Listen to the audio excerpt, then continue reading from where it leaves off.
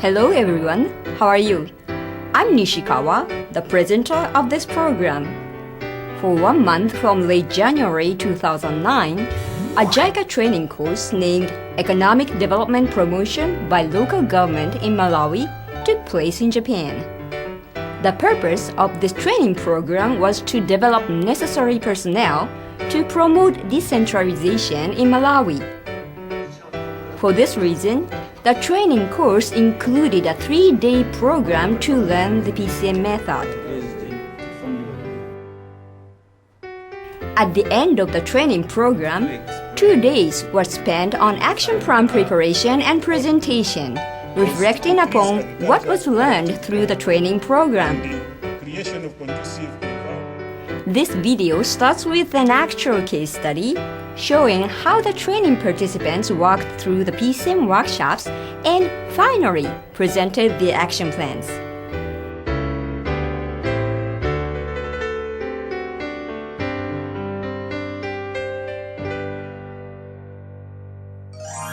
First, please allow me to explain what was done before the training participants began their PCM workshop. Before coming to Japan, the participants of this training course were told to have ideas of tasks they wanted to work on during their training in Japan. After arriving in Japan, the 10 training participants considered and discussed their ideas and made decisions about what to work on at the PCM workshop. The number of tasks was narrowed down to 2, and training participants were divided into 2 groups according to those tasks. The first group is to consider ways to promote community participation. The second group is to work on ways to make local financing of local governments independent. As the tasks for the PCM workshops have already been clarified, this specific 3-day PCM workshop starts with the step 2 of the PCM method. But normal PCM workshops start with the stakeholders analysis. The PCM workshop is taking place at the JICA Research Institute in Tokyo. In this training course, the training participants attend a lecture to get an overview of the PCM method and its procedure, as this is the first time for all of them to learn the PCM method.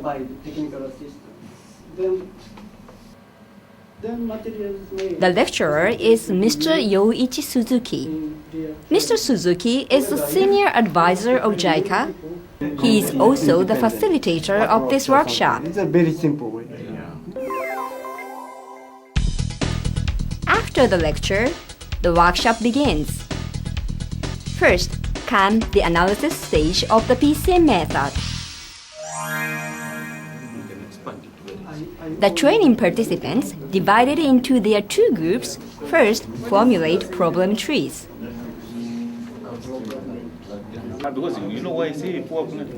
One of the specific characteristics of the PCM method is a participatory approach.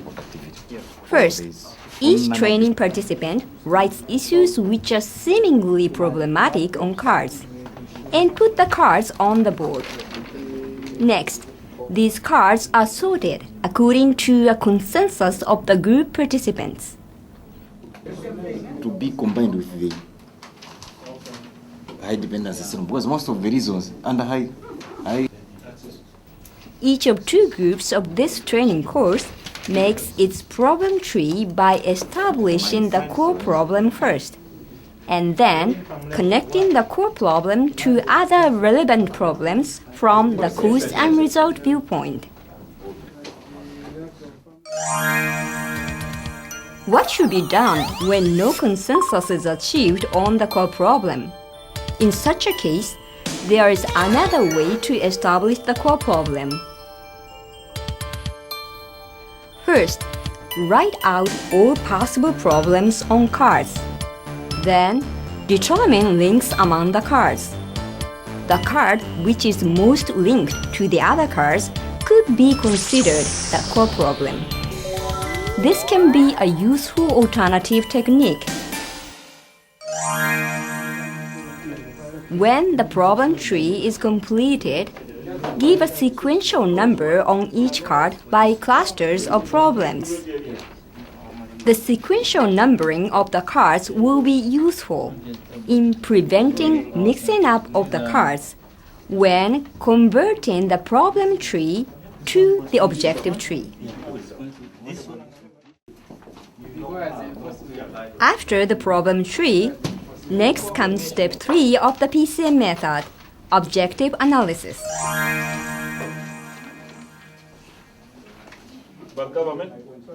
In objective analysis, an objective tree is formed. An objective tree is made by converting negative expressions on the cards in the problem tree into positive expressions. Central government on decentralization. There should be political will, government policy. The work proceeds by comparing the sequential numbers on the cards of the problem tree with those on objective tree.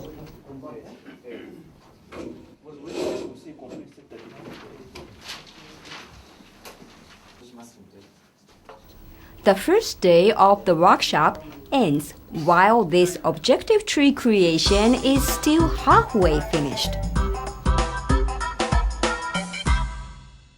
This is also caused by poor. The second day starts with the remaining work forming the objective tree.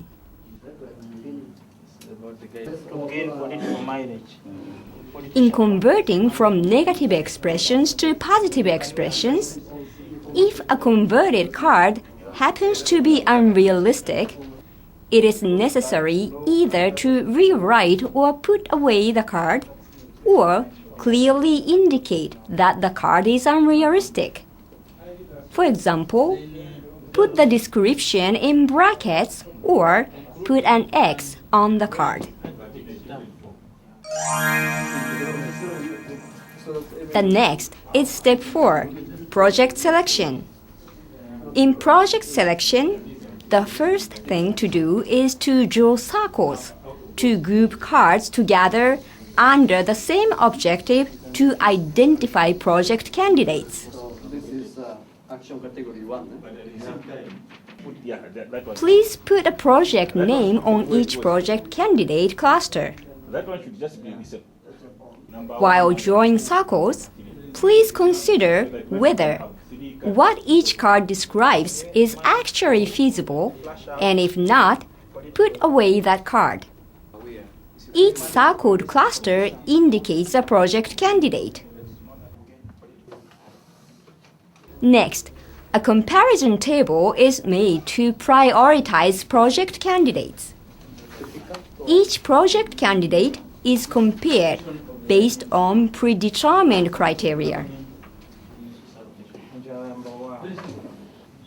because if they have got the knowledge, then it is easier In for this them workshop, to sustain each comparison criterion is worth a certain number of points, and project candidates are prioritized for selection based on total points they receive.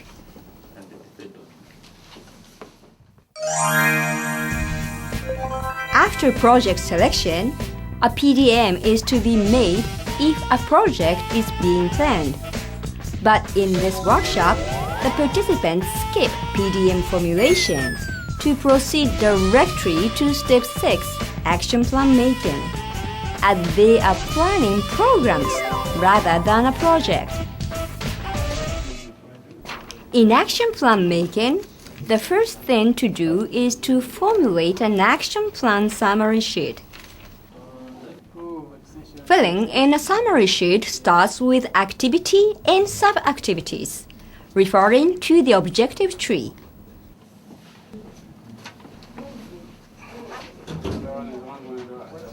Appropriate descriptions for activities and sub-activities are to be selected from the objective tree to fill in the summary sheet. description on the cards of the objective tree is rather situation or status. So, they should be rewritten into action for the action plan summary table.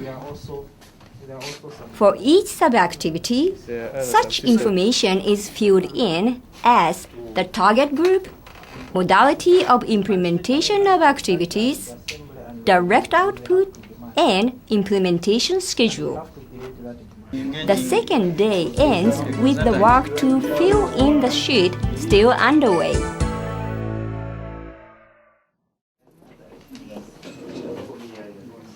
On the third day, the morning is spent to complete the action plan summary sheet.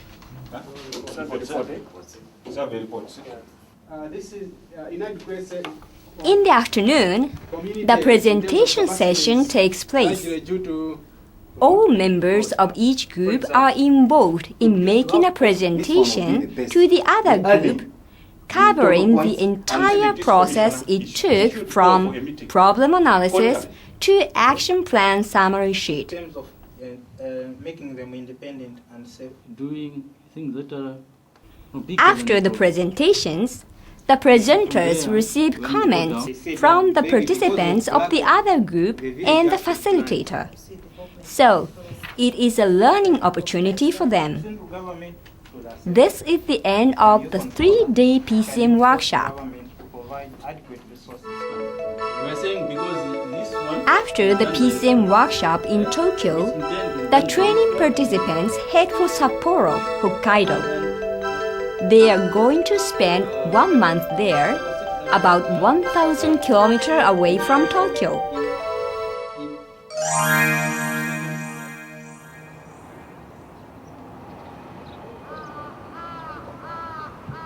This is Sapporo City in Hokkaido, which is in the northern part of Japan.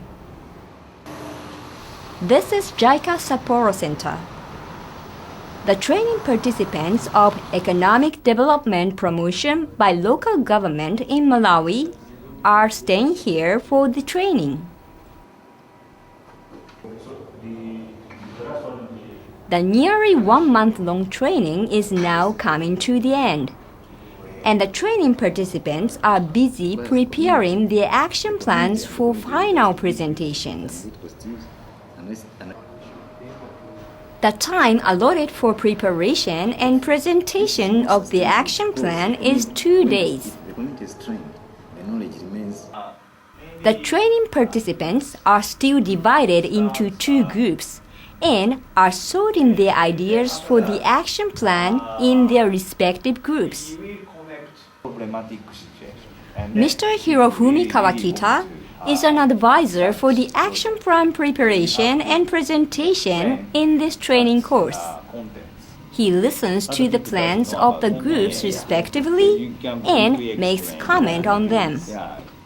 So these are the Receiving comments from the advisor, the training participants begin finalizing their action plans. On this day, they keep working until late at night.